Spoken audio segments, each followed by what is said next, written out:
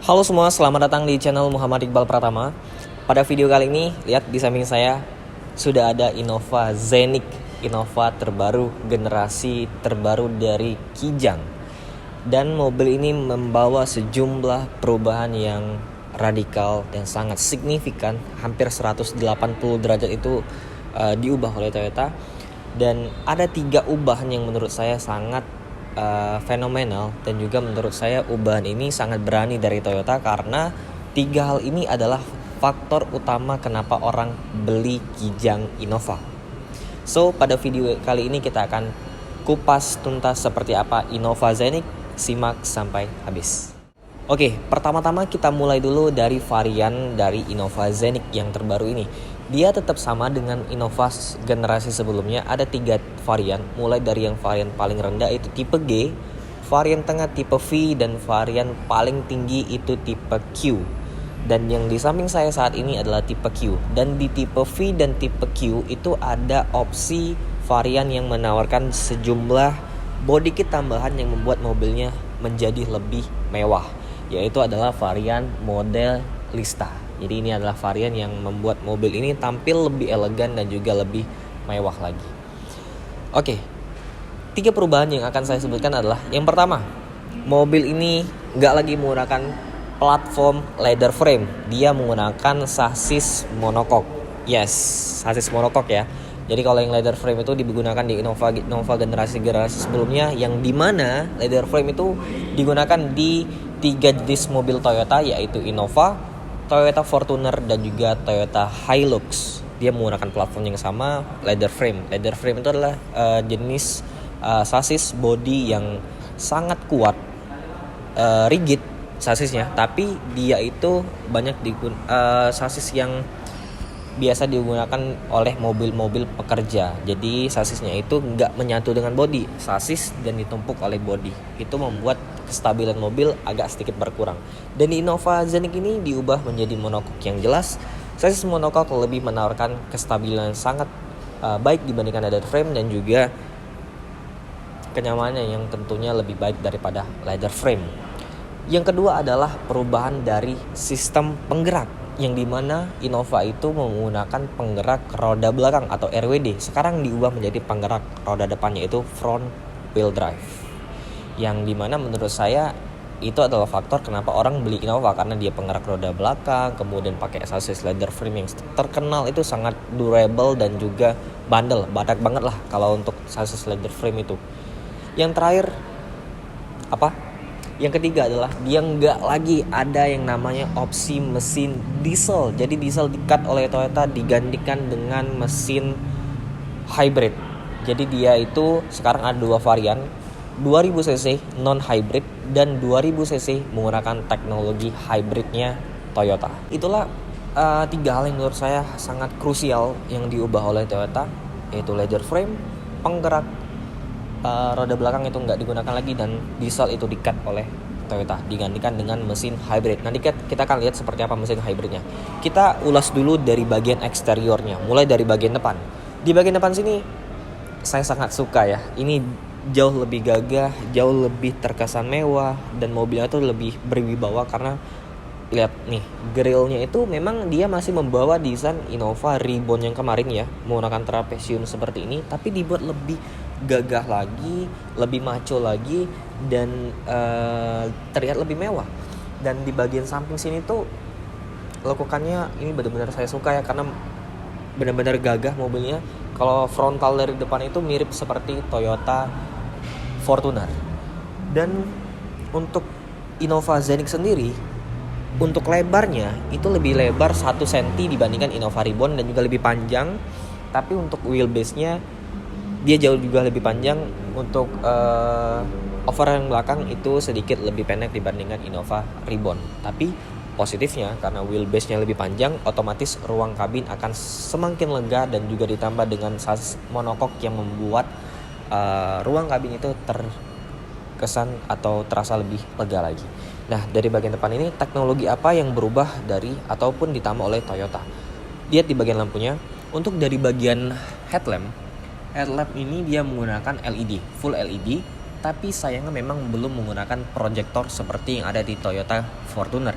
Dia masih menggunakan multi reflektor di bagian sini, dan di bagian dalamnya juga terdapat DRL di bagian sini. Dan untuk ke bagian bawah lagi, di sini ada lampu DRL yang panjang seperti ini, dan ini hanya tersedia untuk tipe Q. Jadi untuk yang tipe di bawahnya, tipe V dan tipe G, nggak dapat yang namanya DRL di bagian sini. Untuk fog lamp juga terdapat di bagian sini menggunakan LED. Jadi lampu di bagian depan sini semuanya menggunakan teknologi LED. Untuk sensor parkir dia di bagian depan ini ada 2 buah, dan untuk di bagian bawah logo Toyota terdapat 1 buah kamera, karena memang mobil ini sudah memiliki teknologi kamera 360 yang ada di kaca spion kanan dan kiri dan juga di bagian belakang. Dan untuk di logo Toyota sendiri, di sini bisa dilihat dia dilapis dengan kaca, karena memang untuk yang tipe Q itu sudah punya yang namanya teknologi Toyota Safety Sense yang mencangkup berbagai macam sensor radar seperti adaptive cruise control, lane keeping assist, dan lain sebagainya. Nanti kita detailin di bagian interior. Sekarang kita lihat ke bagian samping seperti apa Innova Xenic. Oke, sekarang kita sudah berada di bagian samping Innova Xenic. Ini dari samping sih yang paling saya suka ya, itu di bagian sini nih. Over fendernya terlihat sangat gemuk dan juga gagah di bagian depan sini. Jadi kesan mobilnya itu benar-benar berisi ya. Jadi benar-benar gagah dari bagian sini. Kemudian untuk bagian velgnya ini dia variasi ya. Untuk yang tipe Q ini, untuk bannya sendiri ini menggunakan profil 225, aspek rasionya 50 dan ringnya 18 inci. Ini memang cukup tipis ya untuk ukuran sebuah Innova, karena profilnya cuma 50. Tapi yang benar-benar saya suka itu adalah di bagian velgnya. Velgnya menggunakan desain yang menurut saya ini elegan. Dia nggak dual tone, tapi warnanya itu warna grey metallic seperti itu. Ini tuh banyak digunakan di mobil-mobil seperti Lexus ya. Jadi terkesan sangat mewah untuk bagian velgnya. Untuk dari sistem pengereman sendiri, dia sudah menggunakan disc brake. Disc brake-nya bukan hanya di bagian depan, terdapat juga di bagian belakang untuk rem disc brake-nya. Untuk teknologi seperti ABS, brake assist itu sudah menjadi standar di sini. Terus kemudian juga terdapat stability control dan traction control-nya. Kemudian karena memang sasisnya diubah dari leather frame menjadi monocoque, suspensi juga berubah. Untuk suspensi belakang dia menggunakan suspensi yang torsion beam. Jadi seperti kebanyakan mobil-mobil bersasis monocoque, dan di bagian depan juga kalau yang ribbon itu menggunakan suspensi double wishbone seperti di Toyota Fortuner juga, tapi untuk yang sekarang dia menggunakan suspensi McPherson. Jadi seperti layaknya mobil-mobil monocoque kebanyakan yang dijual di Indonesia. Kemudian di bagian samping sini untuk bagian handle-nya dibuat lebih terkesan mewah juga ya. Di bagian sini tuh dilapis dengan chrome yang sedikit tapi kelihatan manis. Kemudian untuk akses masuknya sekarang sudah menggunakan keyless marquee semua untuk dari seluruh varian Innova Xenic. Dan di bagian sini ada emblem hybrid karena memang untuk yang tipe ini Q hybrid. Sekarang kita lihat di bagian belakang seperti apa Innova Xenic. Oke, sekarang kita sampai di bagian belakang eksterior Innova Xenic. Kalau kita lihat bagian lampunya, mungkin para netizen sudah ya, ini lampunya mirip apa dan disamain dengan mobil-mobil Toyota lainnya. Ya, ini memang lampunya agak sedikit mirip dengan Toyota Rush dan juga Toyota Avanza. Tapi di sini dia menggunakan lampu yang sudah full LED. Jadi ada LED bar yang ngebolt di bagian sini. Untuk lampu sennya sayangnya memang masih menggunakan bohlam, dan lampu mundurnya juga masih menggunakan bohlam. Dari segi eksterior di belakang, memang ini cukup radikal perubahannya dibandingkan yang ribbon karena terkesan lebih modern dan juga berteknologi ya. Tapi untuk emblemnya menurut saya ini agak sedikit kebanyakan ya. Di sini ada emblem Kijang, ada emblem Innova, ada emblem Xenic, dan juga di sini ada tipenya yaitu Q dengan hybrid. Kemudian di bagian bawah sini bumpernya karena memang ini adalah tipe yang modelista, jadi ada emblem modelista di bagian bawah. Dia menggunakan bumper modelista. Kalau yang biasa dia nggak pakai yang modelan seperti ini. Untuk dari sini dia juga ada kamera mundur karena memang sudah pakai kamera 360. Dan untuk dari sistem pembukaan bagasinya dia sudah bisa menggunakan power tailgate. Tapi di sini juga unik karena dia bisa membuka pintu bagasi dengan voice command. Jadi tapi menurut saya itu gimmick ya, lebih baik dikasih sensor kick di bagian bawah dibandingkan voice command seperti itu. Jadi kita buka seperti biasa aja pakai tombol. Dia sudah pakai yang power tailgate.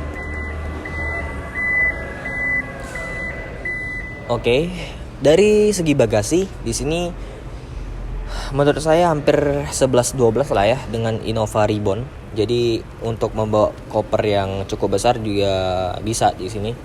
Juga untuk bibir bagasinya sedikit lebih rendah dan juga untuk sampai ke bagian atapnya juga cukup luas.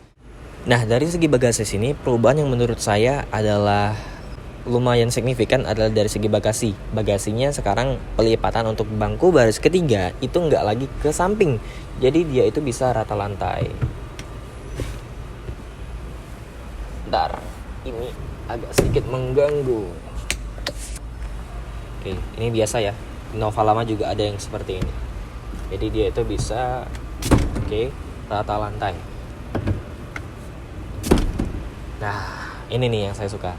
Jadi dia itu nggak ngelipat lagi ke bagian samping, dia sistemnya model rata lantai. Tapi memang minusnya karena memang untuk jok di baris kedua itu adalah captain seat, jadi dia nggak bisa dilipat sampai baris kedua untuk rata lantainya. Sekarang kita masuk ke bagian interior karena di situ banyak teknologi dan fitur yang berkelas menurut saya. Let's go. Sekarang kita masuk ke bagian interior Innova Scenic tipe Q Hybrid dengan TSS ya. Nah, di sini bisa dilihat perubahannya benar-benar signifikan ya, karena ini berganti generasi bukan facelift.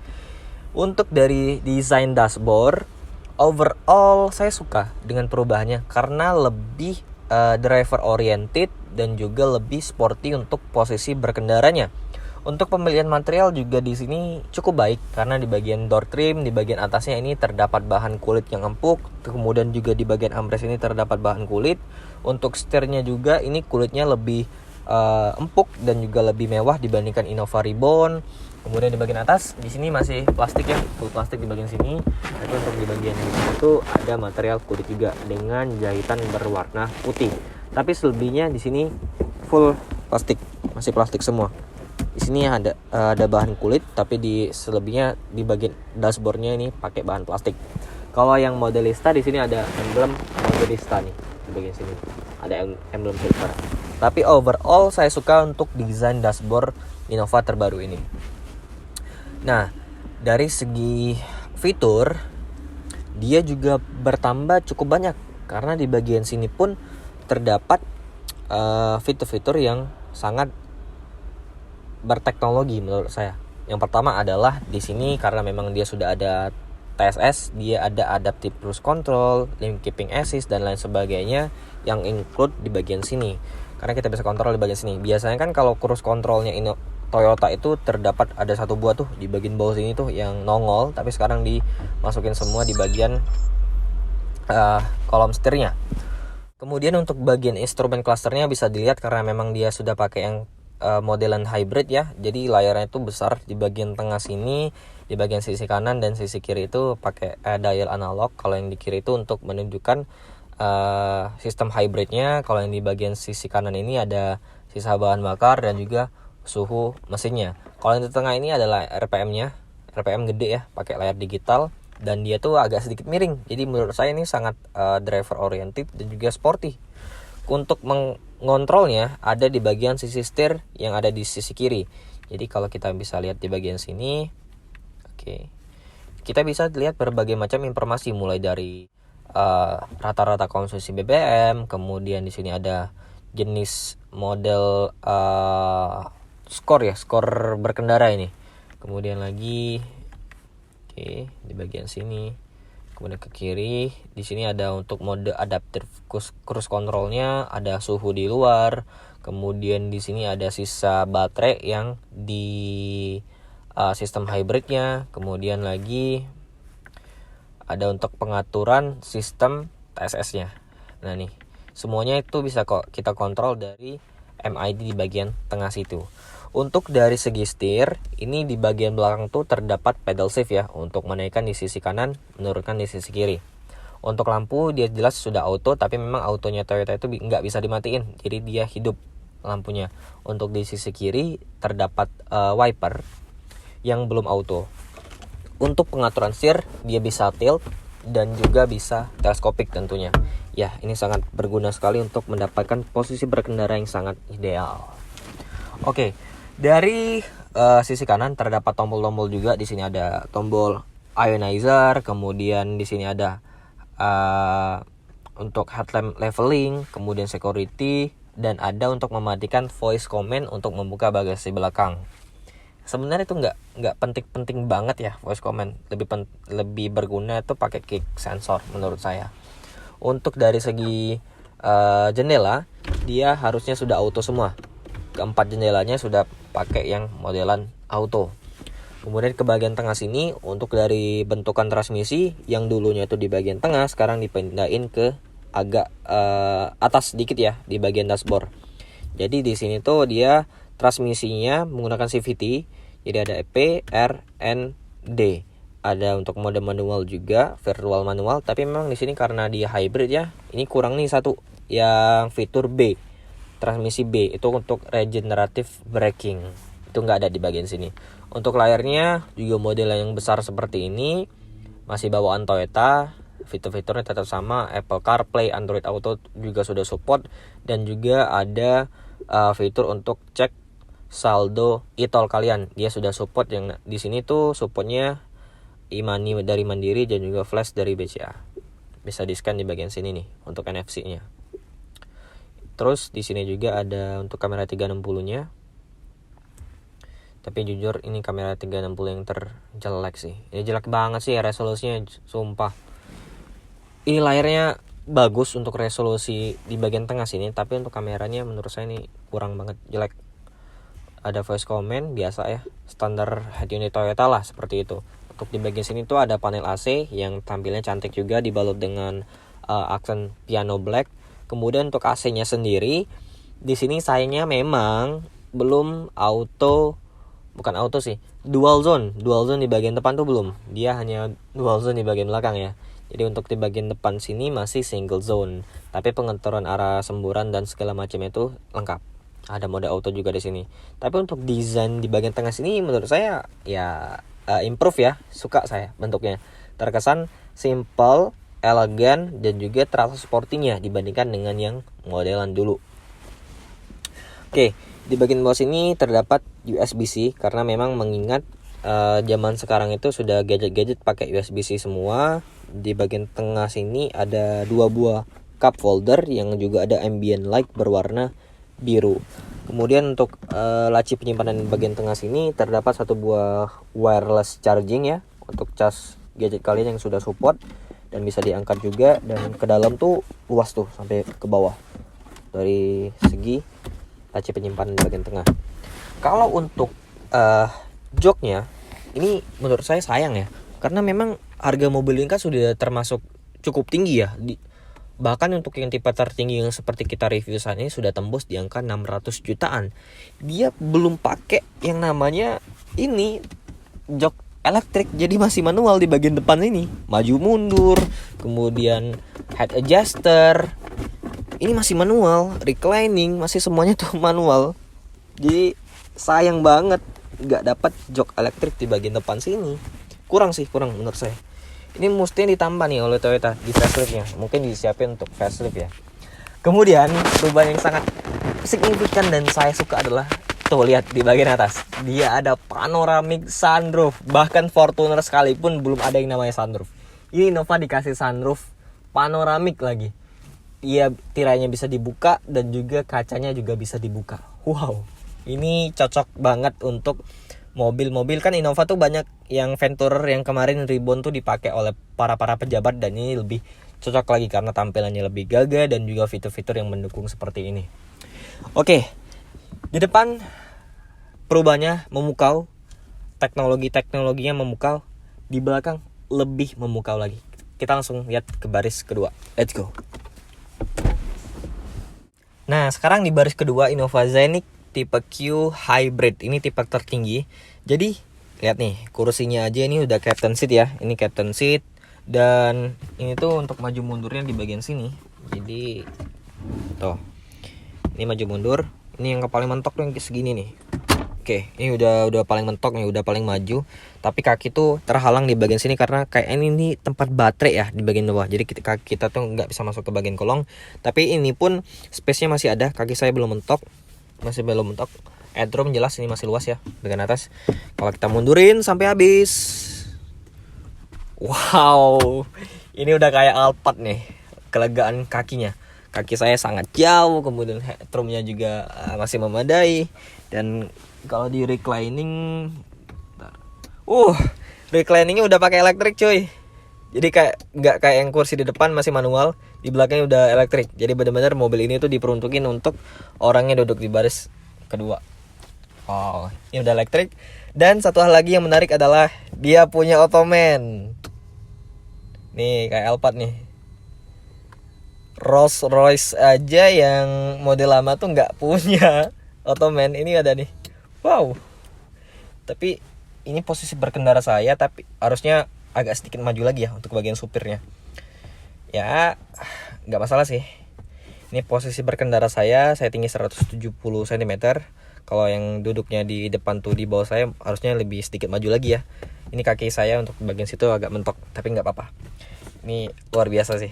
Wow, ada Ottoman, nyaman banget. Dan di atas tuh kita bisa lihat langit-langit karena dia sudah pakai yang modelan panoramic sunroof. Untuk AC yang biasanya itu di bagian frontal depan kita, sekarang dipindahin ke bagian samping di bagian sini nih. Sama di sini juga nih untuk baris ketiganya. Jadi dia tuh di bagian samping kayak Pajero Sport. Oke. Kemudian di depan kita ini terdapat juga monitor rear seat entertainment yang biasa di bagian tengah. Ini dikasih individual kanan dan kiri masing-masing ya. Jadi ini tuh bisa kita gunain untuk nonton berbagai macam konten lah ya di bagian sini. Bisa kita konekin juga harusnya di bagian sini nih. Harusnya sih bisa dikonekin. Entah bagaimana caranya, saya juga nggak tahu. Yang jelas ini tuh adalah rear seat entertainment. Untuk mengontrol AC ada di bagian sini. Dia ada mode auto, kemudian banyak lah ya yang bisa diatur sini. Suhu aja sih yang nggak bisa diatur. Suhu harus mengikuti pengaturan dari bagian depan. Untuk di bagian bawah lagi terdapat 2 buah USB. Sayangnya memang sekarang dia mengikuti tren masa depan, sudah menggunakan USB tipe C untuk charging. Wow, luar biasa ya Innova sekarang. Bahkan menurut saya kalau yang ingin pakai supir ini jauh lebih worth it dibandingkan Toyota Fortuner sekalipun. Karena dengan kemewahan yang ditawarkan, tampilan yang gagah juga hampir sama dengan Fortuner, mobil ini luar biasa sih untuk dibawa pakai supir, duduk di baris kedua karena kenyamanannya mantep banget. Oke, Innova kan 3 baris ya. Kita nggak afdol kalau nggak cobain baris ketiga. Sekarang kita masuk ke baris ketiga. Ini kita majuin dulu. Segini lah ya, paling pas ya. Normalnya segini kalau untuk duduk di baris kedua nyaman. Karena kalau di baris ketiga tuh ada orang nanti. Sekarang kita masuk ya. Coba. Oke, ini saya bingung nih. Untuk masuk ke baris ketiganya gimana? Ini dimajuin dulu harusnya ya. Dimajuin. Ini agak sedikit ditegakin karena dia sistemnya nggak one touch tumble. Dan juga untuk yang tipe di bawahnya, walaupun yang nggak pakai captain seat, dia harus dibajuin kayak gini juga. Jadi nggak ada lagi yang namanya modelan one touch tumble di Kijang Innova. Sekarang kita masuk. Oke, kita mundurin. Oke, ini apa nih? Oh, ini untuk maju mundurnya nih. Ini kalau kita mundurin normalnya segini lah ya tadi ya, segini. Kita reclining. Oke, ini juga masih bisa direbain harusnya. Oke.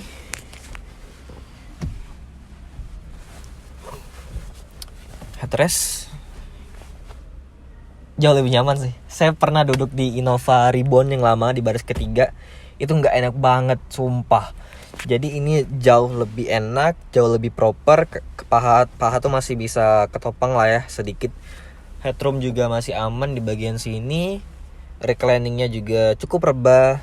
Dan kita tuh nggak ngedelep banget ke bagian bawah, masih bisa ngelihat di bagian depan. Apalagi ditambah dengan panoramic sunroofnya itu. Fiturnya di belakang ya standar lah ya. Ada 2 buah cup holder kanan kiri, ada soket 12 volt di bagian situ. Udah. Untuk charging sih cuman ada di situ. Untuk safety belt jelas Toyota nggak main-main untuk safety. Ya safety beltnya 3 titik semuanya, sampai yang tengah pun dapat loh. Yang di sini kan bisa ditaruh headrest yang tadi kita taruh di bagian belakang. Jadi penumpangnya itu bisa 3 di belakang, 2 di tengah, dan 2 lagi di bagian depan. Dia tetap dikasih safety belt 3 titik untuk yang di tengah sini. Wow, luar biasa. Sekarang kita lihat dari bagian powertrainnya, mesinnya. Ini kap mesin luar biasa berat. Udah kayak Fortuner ini kap mesin. Berat banget. Ini kemana nih? Oh nih. Nah, di sini nih. Perubahan yang menurut saya sangat radikal karena dia udah nggak lagi pakai mesin yang melintang ke belakang, karena penggeraknya sekarang kan front wheel drive, bukan RWD lagi. Ini mesin 2000 cc dilengkapi dengan teknologi hybrid, jadi non turbo ya, jadi nggak pakai turbo lagi. Untuk yang biasa dia non hybrid. Untuk tenaga kombinasi ya antara mesin bensin dan juga motor listriknya itu kisaran 186 PS. Yang menurut saya jika dibandingkan dengan Innova Reborn bermesin diesel yang tenaganya 150 PS, ini jauh lebih besar. Tapi untuk torsinya hampir mirip-mirip lah antara kombinasi mesin bensin dan juga motor elektriknya. Yang jelas kalau di sini motor elektrik itu kan menawarkan torsi yang sangat instan di putaran bawah, karena mesin listrik itu nggak ada yang namanya delay, dia langsung injak gas, torsi masuk, tenaga masuk. Jadi seperti itu. Dari ruang mesin sendiri di bagian sini menurut saya harusnya Toyota dikasih cover lah di bagian sini, jadi nggak kelihatan berantakan seperti ini. Di bagian sini pun dia terdapat peredam di bagian sini, dan harusnya juga untuk tipe tertinggi kasih lah pegas tambahan di bagian sini, karena untuk membuka kap mesinnya sangat berat sekali. Jadi inilah review saya tentang Innova Zenith tipe Q dengan teknologi hybrid yang juga dilengkapi dengan body kit Modelista. Kesimpulannya adalah mobil ini ya ini perubahannya sangat radikal dari Toyota, tapi menurut saya mobil ini sangat worth it untuk kalian beli, apalagi ingin upgrade dari Innova Reborn ke Innova Zenith. Dengan fitur yang ditawarkan, kemewahan yang ditawarkan, dengan sasis yang baru monocoque yang jelas menawarkan kenyamanan yang sangat lebih, dengan teknologi hybrid yang membuat mesinnya itu jauh lebih efisien lagi dan hemat bahan bakar, Innova ini sangat worth it untuk kalian pertimbangkan untuk beli. Jadi terima kasih buat semua yang sudah nonton video ini dari awal sampai akhir. Komentar di bawah bagaimana pendapat kalian tentang Innova Zenith. Nah, untuk teman-teman juga yang ingin lihat Innova Zenith ataupun ingin beli mobil Toyota, bisa kunjungin dealernya Tunas Autograha di Jalan Perintis Kemerdekaan nomor 8 Palembang, atau bisa langsung kontak marketing yang ada di deskripsi di bawah. Video kali ini nggak ada intervensi sama sekali dari pihak Toyota, ini pure pendapat review opini pribadi saya. Sampai jumpa di video selanjutnya, goodbye.